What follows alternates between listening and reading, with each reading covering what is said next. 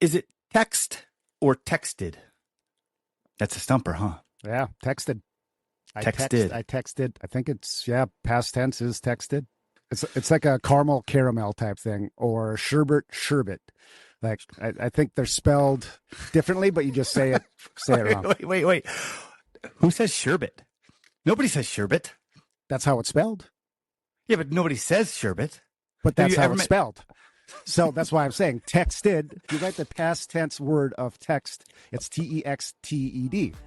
But to your point, he texted me. It's the Caribbean thing. I get it. I'm not disagreeing with you. Bob and Nate, true American heroes. Bob and Nate, true American heroes. And welcome back to another edition of Uneducated Men. We are your true American heroes, Bob and Nathaniel. Nathaniel, how are you doing today? I thought we were going by short names, Nate, or you just want to keep it Nathaniel. I don't know. I just kind of change it up as we go. Sometimes it's Nate, sometimes it's Headland, sometimes it's Nathaniel.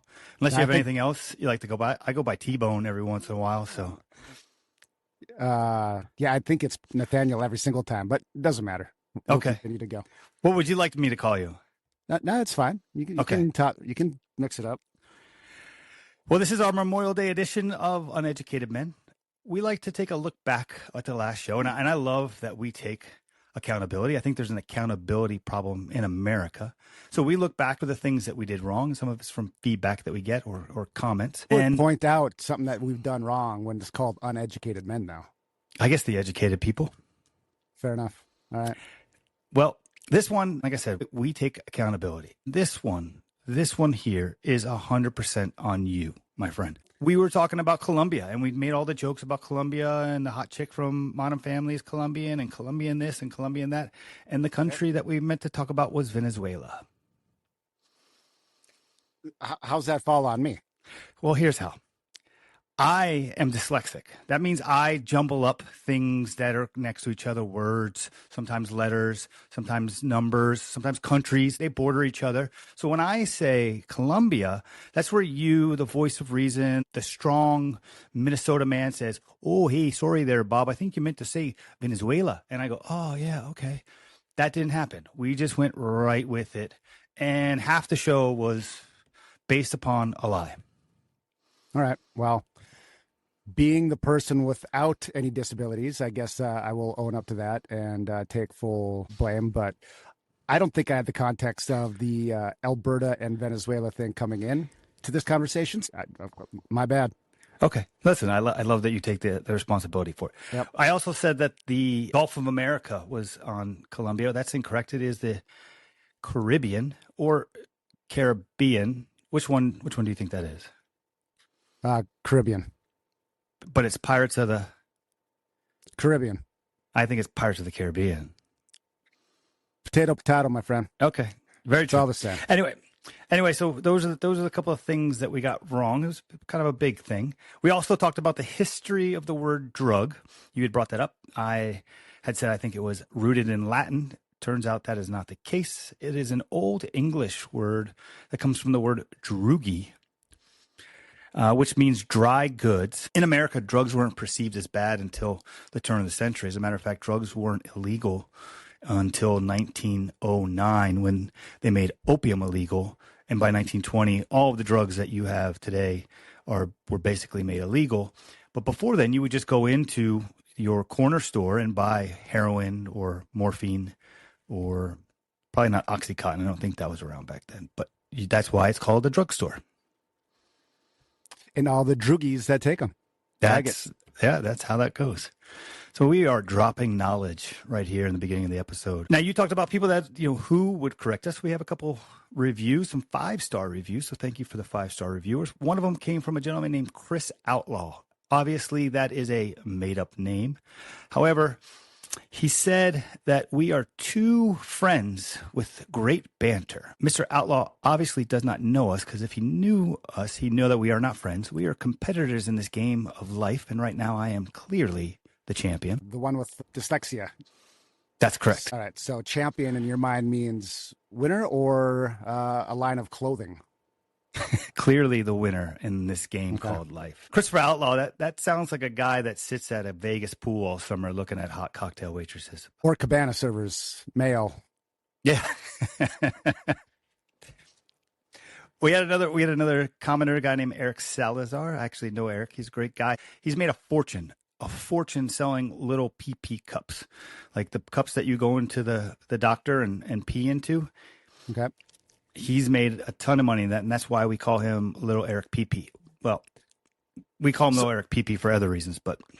So his production line only does pee cups. That's it.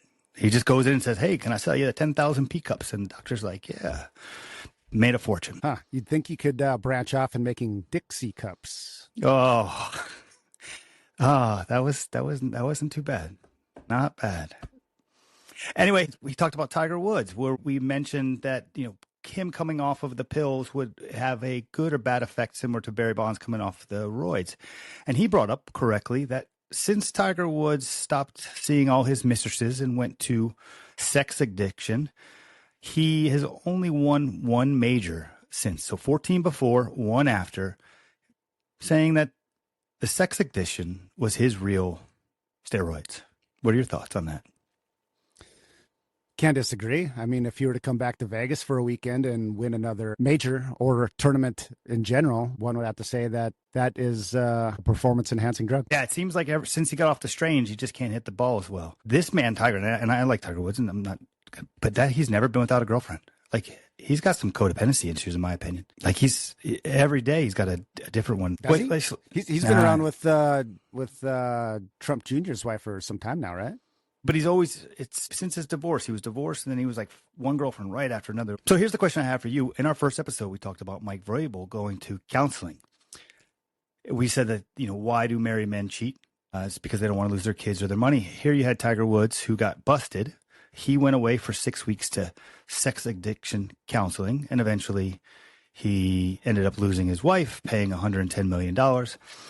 Do you think he goes to sex addiction counseling if his marriage was already over, or was that just a attempt to save his money and his kids? I mean, when he rolled his SUV a couple of weeks ago, he immediately loaded up and went for another addiction counseling in Europe, right? Seems like this is just his first reaction to, there's been a problem that's been, he's been exposed to. So he runs and goes to seek counseling or an expert or whatever in the matter right away. Whether or not it's intended to help, I don't know. There are beliefs that he went to counseling the first time just to kind of get away from the limelight, because he was on every news story at that point, and to give his lawyer team enough time to kind of just get his divorce, settled. And it was $110 million, but she signed one of the ironclad non-disclosure agreements that she could never do an interview about him. She could never write a book. So it's interesting to think that, did he really go to sex addiction because he had a sex addiction? He's a rich man, and good-looking women want to sleep with him. I don't know if that makes it an addiction rather than just being an awesome thing to have in your life. Whatever he did seems to work. He can't win a golf tournament, and he's still with the same woman now for many years. So I guess he might be paid off. He might marry into the Trump family. Well, no, she's the ex-wife of Trump, right? Yeah. I don't think she's never given up that name. Correct, but she's got kids with Trump, right? I guess through marriage, it still counts. Well, let's jump into the show. We call this the A block in the biz. Is California turning red? So we have two major races in California that are getting a lot of attention. The mayoral race in L.A. Did I say that right? Good enough. Spencer Pratt. Spencer Pratt. And then the governor race. It's gubernatorial, right? Something like that. Who cares? Both of them have the chance to have a Republican, which they haven't had in many years. LA, I think, has had 0 or 1 Republican in the last 70 years, and the state hasn't had a Republican since Arnold Schwarzenegger. So we'll start off with the mayor race in LA and Spencer Pratt. He's got an amazing PR team that's just vaulted him into first or second place. What do you think of his chances of becoming the first Republican mayor in 70 years in LA? I mean, he's gaining a lot of steam, I think, one being a celebrity from that area. I don't know, man. He might be the best Republican candidate to go in there, but just get slaughtered when it comes to November or whenever the mayoral races are. I don't know. I believe it's in November. I think they have a primary on the 2nd, and then the runoff for the two top candidates in November. Now, the 70 years was only applied to L.A., or are you talking California in general? Just L.A. I think they either had one or none. I'd have to double check, but it's not many, that's for sure. It's been democratically run for a very long time. And I think the state, once Bill Clinton came in, it was like game over. That was it. Bill Clinton. It was the first time that a Democrat took the Electoral College in California, and they just never looked back. I mean, do they even do a count when on election day? It's just highlighted blue and just waiting for the, I guess, clock's end. Yeah, I think they just give it to them and then figure out the totals months later, because they're always, them in Arizona seem to be weeks behind everybody else. Look, I think that he has an amazing PR team, and some of the things that he came out with were funny, and it got him into the spotlight. I think he's going to have to pivot from that. He's going to have to show that he's a real candidate.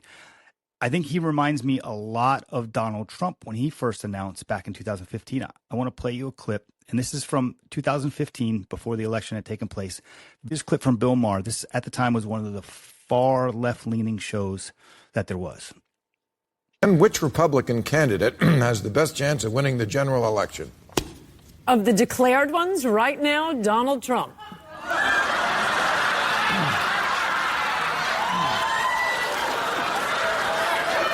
So what you see here is when she says Donald Trump, everybody laughs. They laugh uncontrollably because at that point, Donald Trump was just a clown. He was the billionaire, you're fired guy. Nobody booed. Nobody jeered. He wasn't the racist, the bigot misogynist back then. It wasn't until he became a threat, till he became a real problem, that they started labeling him this. And this is where I think Spencer Pratt is at. Right now, he's, funny and he's saying all the right things. But at some point, they're going to turn on him because he's going against a woman of color, and they're going to say, you're this and you're that. So I think he's got to be ready for that. I think Donald Trump, when they started doing that to him, he'd never heard it before. And there was people that he knew his whole life started calling him that. So he started getting mad, and he was like, I have a lot of Mexican people that work for me, or I know black people love me. I think it's Spencer Pratt's going to have to handle that differently when it comes his way, and it will come his way. Yep, all very good points. I don't know the background of the candidate, the Democrat candidate that he's running against. You said that it's a minority female. Yeah, it's the incumbent, Karen Bass. Long story short with him was his house burnt down in the fires, and he was a vocal proponent of Newsom. He was coming out and saying, hey, guys, my house burnt down. Why don't you release the water? And now they're not building the houses back, and he's getting even more mad and more mad. And this is where it all kind of stemmed from. They're going to label him as a white, rich, privileged celebrity punching down on his candidate. At some point, that's just where this goes. And how he handles that will determine, in my opinion, if he gets elected or not.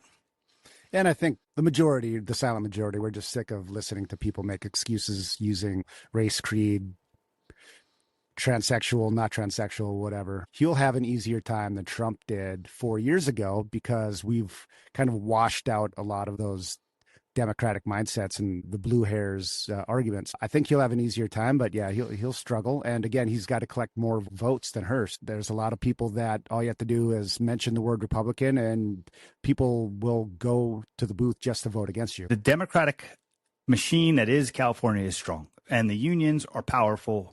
We know that firsthand here. If you've ever seen the union operate during an election, they drive buses up to places. They put people on buses with little flyers that tell them exactly how to vote. I think a lot of union workers don't realize that the union works for them. They think that they work for the union, so they kind of just go in lockstep. And it's just a powerful machine. So he's definitely got his work cut out for him. It's funny, I was watching a commercial yesterday, and I can't remember everything because I caught the tail end of it, but it was clip after clip of everybody saying, I do mail-in voting because I know that it will get counted. How do we know? How does somebody say, I would rather mail in my vote to make sure that it gets counted, opposed to going to the ballot or to the, what's it called? Ballot box. Yeah. Polling, Instead of going to the polling booth, you think a mail-in vote is going to count or get counted more correctly than actually going to the computer and typing it in. And it was like, person after person, scene after scene of them saying this. It was just blew my mind. The propaganda that, they try to throw out there, and people believe it. We tend to believe things that are right in front of us that are wrong, especially if it's the other side saying it, and we just discount it. Most of the time, they're all full of shit. Speaking of full of shit, that leads us to the governor race. This is where it gets very interesting because California is a very weird state where, I don't say it's weird, but it's just different. They have what they call it's not even party. It's the top two candidates, regardless of party, go into a runoff. So it can be Democrat, Democrat, Republican, Republican, or Democrat and Republican. What you had was early polling had two Republicans in the league. And Democrats were 3 and 4, and one of those Democrats was Swalwell, and you probably remember him. He was the big teeth guy. I think he's the one that farted and then tried to say he didn't fart. Fang, Chinese spy. They knew he was a creeper. The reason why they didn't say anything is because they can control him, and that's the crazy thing about politics. They wanted him to run because if they needed to remove him from the race, they could, but if they didn't and he became governor, then they had power and control over him. He didn't want to leave. They leaked the information to the San Francisco Chronicle. It's not like Fox News broke it that he was a creeper. The San Francisco Chronicle. He falls out, and now you have, shockingly, a Republican and a Democrat in the 1 and 2 spot. The Republican is a guy named Steve Hilton. He's a British guy who gave up his citizenship and now is an American citizen. And the old Attorney General of California, I think his name's Berea, they're the two that are going to go out at it. But this goes back to the shadiness of politics, is what you saw with Eric Swalwell. I don't know enough about it. Somebody came out that said that they were, some sexual misconduct or something? Yeah. And then all of a sudden all these videos of him leaked and all these things came out rapidly. He had to drop out of the race. All his votes went to this other candidate. Lo and behold, now a Democrat is in the top 2 and they'll go into a runoff. This is the interesting part of politics. Like I said, they knew about this. They let him run because then they can control him. It is about power and control. And if you are a man with a functional penis that likes alcohol, you are a controllable asset. If you've been banging 2s all your life and they throw a couple 8s your way, you're going to get dirt on you without question. And then they can control you. That's what the Epstein file is. It's not they're afraid to release it and it's going to harm people. They're afraid it's going to give up the power they have over all the people on that list. Because right now, if you're on that list, somebody is controlling you. Somebody knows it, and they are dictating a lot. And I know it goes down that crazy rabbit hole conspiracy theory that I like to throw at people, but that's how the world is. I'm kind of shocked that that file still hasn't came out, despite everything that you said and reasons why it wouldn't come out. Yeah. But how does it just not come out? That's exactly how. How can you control people at some point? So think about this. Think about it in a job. You can control your employees until they give their 2-week notice. And then what? There's nothing you're going to do to them. So right now you can control everybody on the Epstein list. The biggest fear they have is that all those people get, Me Too'd or whatever you want to say, and it's replaced with people that they can't control, like a Spencer Pratt or a Donald Trump. That's the fear of the big power in this country. Let me ask you, so who do you think is the most powerful person in the United States today? I don't know. You tell me. I don't know, but I can tell you who it is. It is the person or group of people, but probably 1 or 2 people, that got the president of the United States to quit his campaign in the middle of it and got his loud-ass wife and druggy son to shut the fuck up. That is power. And there's somebody behind the scenes in every party or every place that has that type of power, and that's the scary part about power. Have you ever seen the show like 20 years ago called Zeitgeist? Yes. Where it goes into numerous different conspiracy theories. Yeah. There was something about Hillary and Obama both disappeared before the election. They were given direction on who was going to be president as they were gone for a full day or whatever and came back and Obama had won. Whoever those people are that called them in and said, this is how it's going to work. That I would assume those are the people that have the power. Probably the same people that got Bernie Sanders to all of a sudden quit his campaign. That's on the Democratic side. There's probably people on the Republican side. We just haven't had some of the visual input to it as we had on the other side. So there is a power structure that we are not aware of. Once you can't control the people, you lose power. And that's why you're seeing the Spencer Pratts of the world that they're so afraid of, because they just can't control that guy because he's not beholden to them. And that's why I'll never run for office. I got too many skeletons. I don't want people knowing some of the shit I did. You got to make friends with who's ever the most powerful people are, and you have nothing to worry about. As Yeah. long as the media doesn't report it, nobody will find out. But that was a journey. So SpaceX just released its intent to IPO. It is going to be under the ticker symbol SPCX. It's valued at 1.75 trillion, making it the largest IPO in history. Some believe that it will break 2 trillion before the day ends on its initial IPO day, meaning people will come in and buy the stock. This will make Elon Musk the world's first trillionaire. Well, if it goes to IPO, I mean, now it's publicly traded. He would not be considered the trillionaire, right?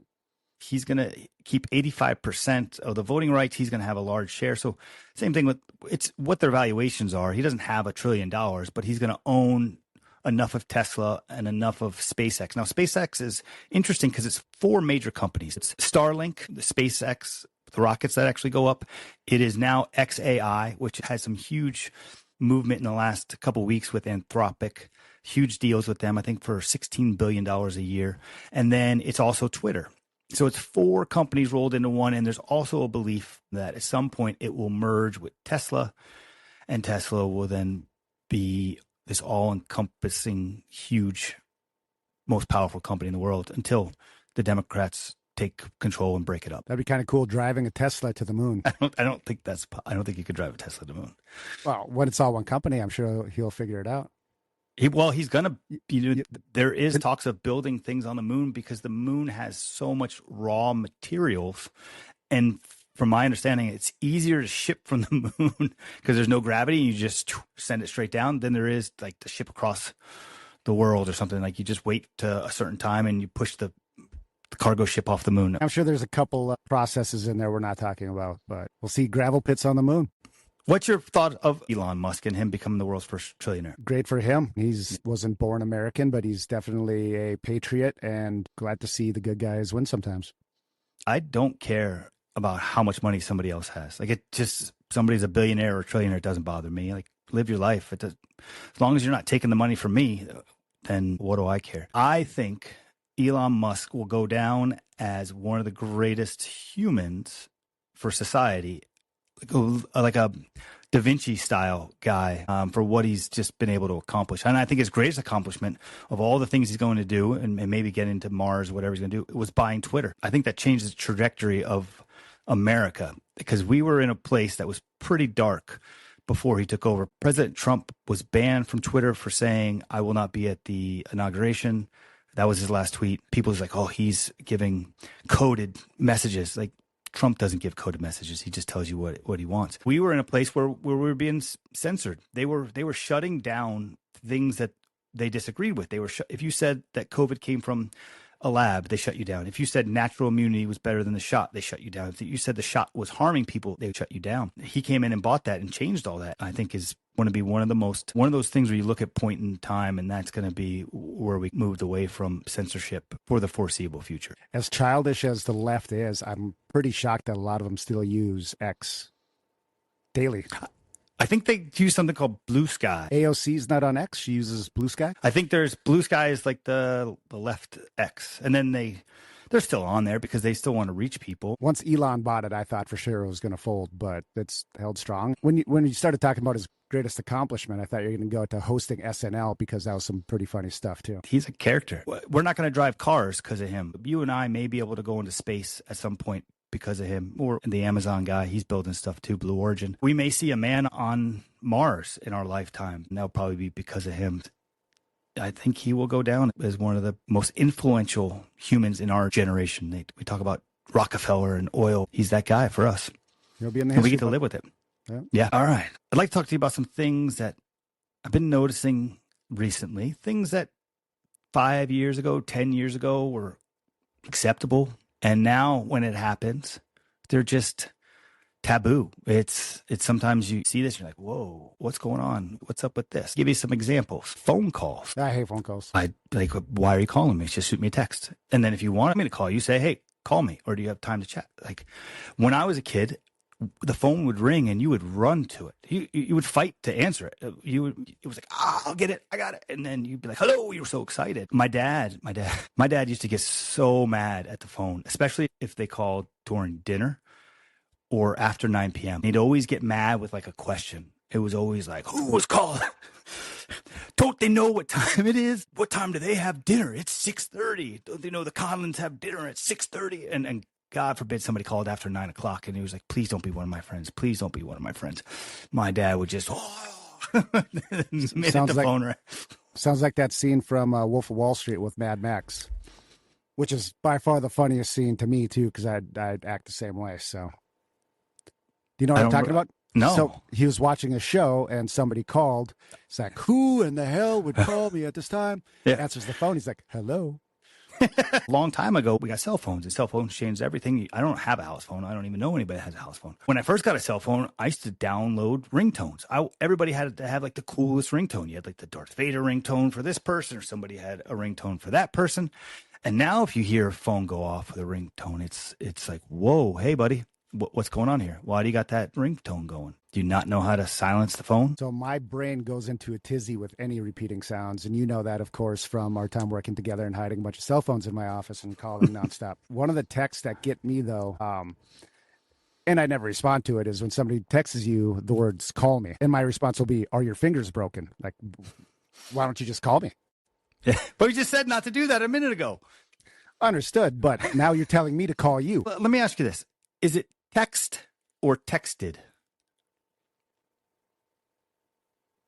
That's a stumper, huh? Yeah, texted. I texted.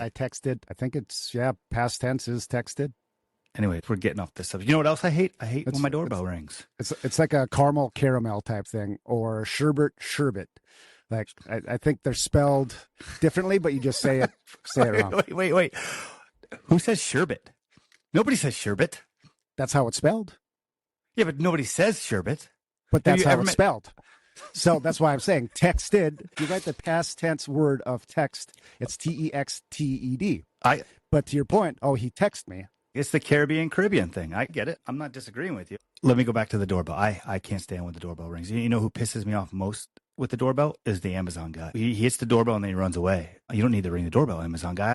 I have a Ring app and I get a notification the minute that you deliver it. It just scares you half the time. It's like, and then looking at my phone, trying to see who it is, and then it only points in one direction. So then you open the door slowly because you're afraid that there's somebody around the corner.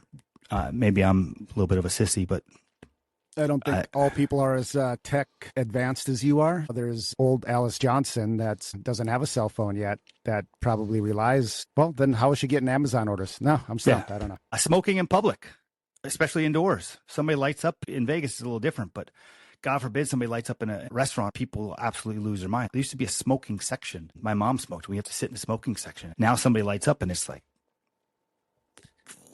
what are you thinking about? I should have seen all the dirty looks I got when I lit one up on my flight 2 weeks ago. That's even worse. Can you imagine being on like a 7-hour flight with a bunch of fucking smokers? That would be my hell. Oh, it's terrible. Terrible. Smoking in general is gross. I have very little friends that smoke, and when they do, it's like, where are you going? I'm going to go outside, light one up. I'm like, yeah, okay. It's weird at my place of work. I thought the same. I don't know anybody that smokes until I walk by the smoking area. You're like, good Lord, all those people smoke? Well, it's an extra, if you're a smoker, you get an extra 15-minute break every 2 hours that you don't get if you're a non-smoker. Indeed. It's an expensive break. Here's the last one. Spanking kids in public. My favorite. Yeah. I do it in public just to get a reaction from people. What do they do when you do it? My kids or them? No, both. Oh, my kids start laughing because it was the plan the whole time, and then everybody else loses their mind. Yeah. Thoughts on spanking in public?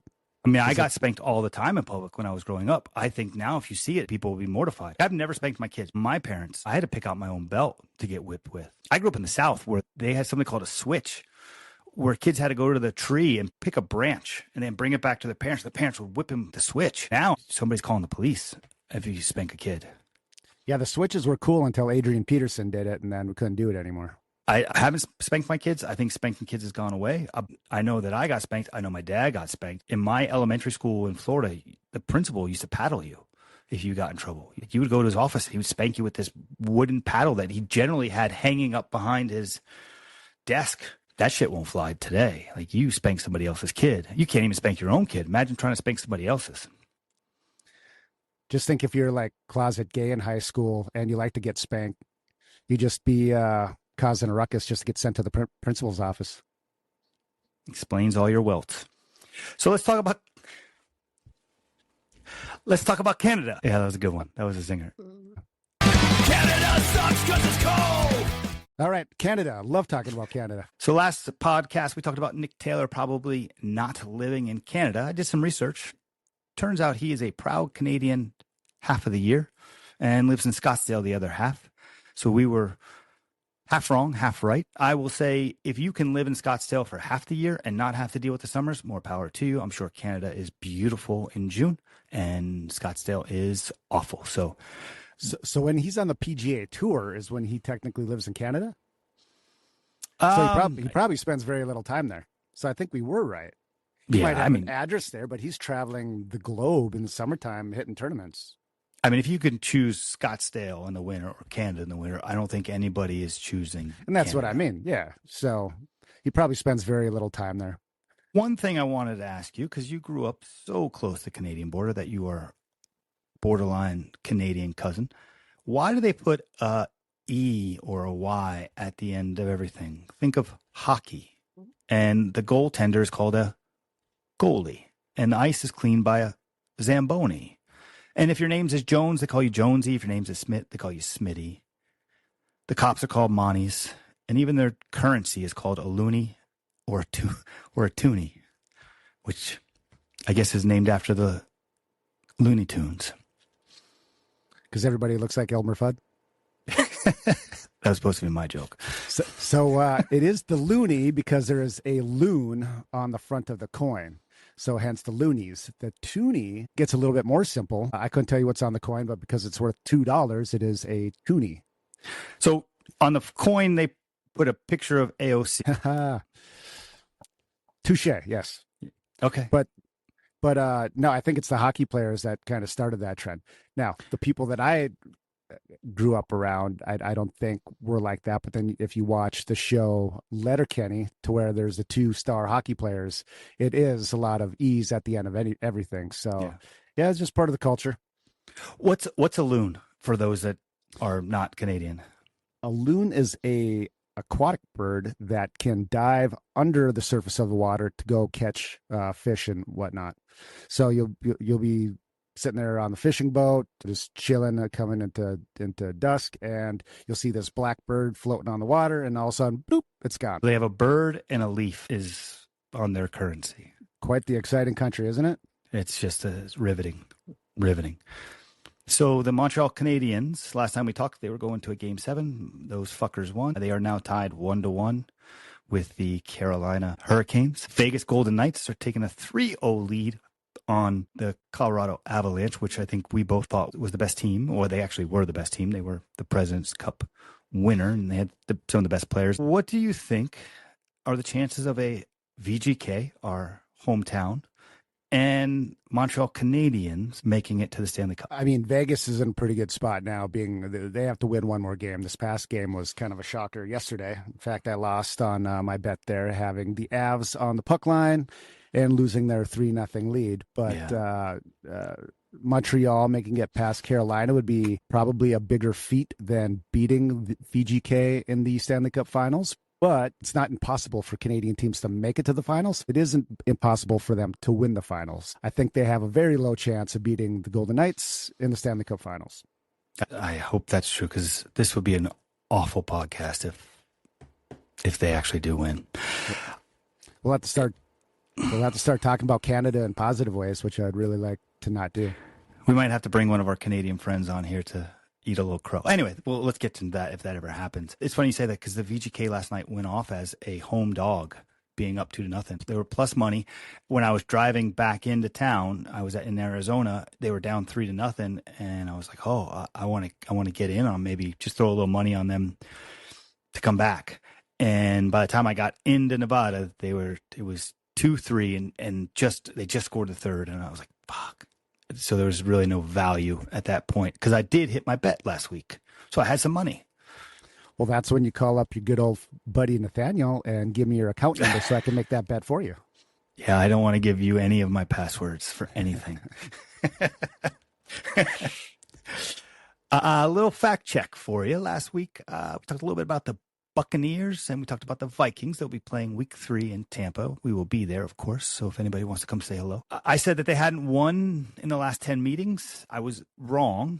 They are 8-2 versus the Vikings in the last 10 meetings. The Vikings haven't won since 2017. And you'll like this stat where a backup by the name of Case Keenum came in for his first start and threw for 386 yards and 3 touchdowns.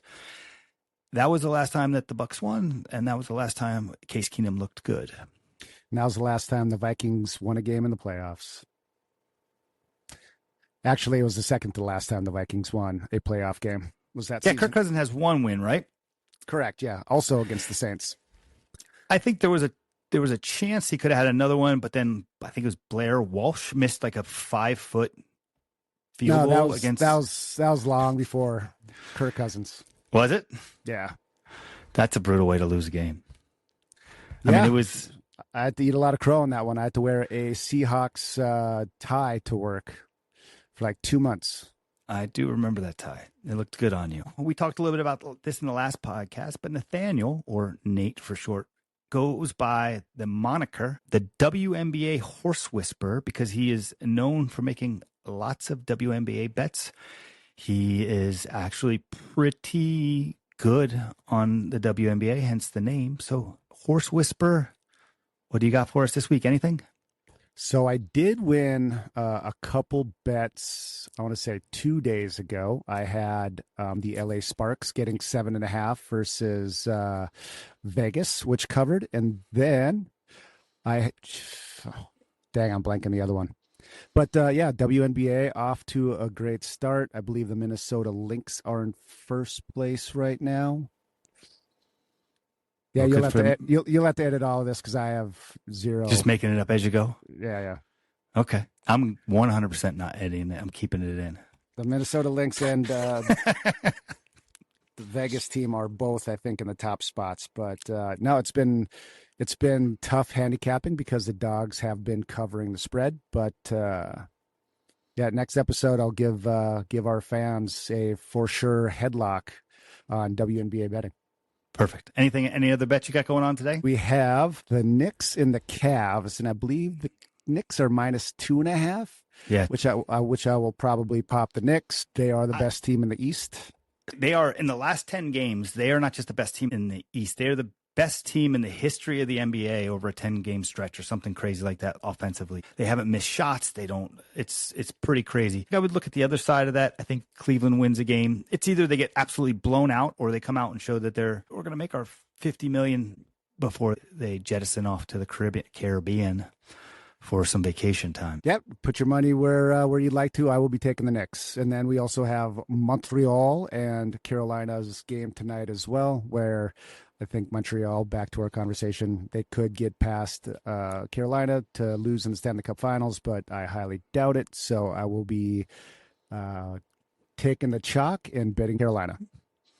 Yeah, I looked at that game too. I think 6 is the over. I'm looking at that as well. I might go with a little parlay, Carolina and the over. It's been a couple close games. And the reality is, I think the last game Carolina won, I think in OT 3-2, but that Montreal team had like 14 shots on goal versus like 40. So I think it's just they had a couple lucky, like this whole playoffs. And I know we don't like Canada, so this may come off as sour grapes. They won 2 Game 7s. I think both of them in overtime. They had just unbelievably lucky bounces on a lot of stuff. They just haven't been the best team, but they keep winning. Sometimes that happens. I think this is a game, Carolina and the over for me tonight. All right. Well, I'll be betting and watching. All right. That wraps up this edition. Anything else that you would like for anybody to know? I think we've said it all there, Bobby. Perfect. If you'd like to educate the uneducated men, please leave us a comment. As you can see, we will definitely make fun of you. Hey, wait a second. Who's our sponsor today? I got nothing. Okay. got nothing. All right. Well, fuck them. Then they don't get mentioned. Heroes. Bob and Nate, true American heroes.